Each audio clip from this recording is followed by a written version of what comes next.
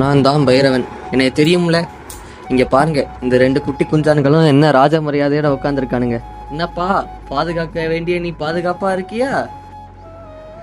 சரி, இந்த 2 பேருக்கு பயந்துட்டு என்னைய தூக்கி மாடியில் போட்டானுங்க. நான் தனிமையா இருக்கேன். இந்த மாதிரி அப்பப்பதான் என்னைய கீழே இறங்கி விட்டு அவனோட பழக விடுறானுங்க. கேட்டா இவனுங்க 2 பேருக்கும் ஃபுல் வேக்சினேஷன் போடட்டும், அந்த குட்டி குஞ்சானுங்களுக்கெல்லாம் ஃபுல் வேக்சினேஷன் போடட்டும், அப்புறம் தான் அவனை விடுவேன் அப்படிங்கிறாங்க. நான் சொல்கிறேன் அவங்ககிட்ட, நான் கடிக்க மாட்டேன்ட்டு. அதனால என்னை நம்புறது கிடையாது. அந்த குட்டி குஞ்சானுங்களை மேலே நம்பிக்கை வச்சுட்டு இது பண்ணுற வேண்டியது. அவங்க என்ன பாதுகாப்பானுங்கன்னு கூட்டிகிட்டு வந்தானுங்கன்னு தெரில டீச்சர் பசங்க. பைரவன் சொன்னதை கேட்டீங்கல்ல? அவன் சொன்னது ரொம்ப சரி.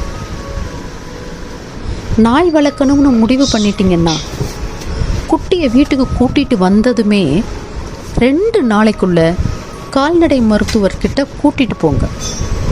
இது ரொம்ப முக்கியம். அங்கே தான் ஆரம்பிக்குது உங்கள் குட்டிகளோட ஹெல்த்தி ஜேர்னி. டாக்டர் இந்த மாதிரி ஒரு பாஸ்புக் கொடுப்பார். அதில் எப்போது டிவார்மிங் பண்ணணும், எப்போ வேக்சினேஷன் போடணும், இப்படி எல்லாமே தேதி வாரியாக எழுதி கொடுப்பார். ஆனால்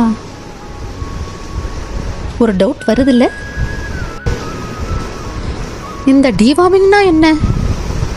நாய்க்கு கூட தடுப்பூசி போடணுமா என்ன? இதுக்கான பதில் அடுத்த பதிவில். வணக்கம்.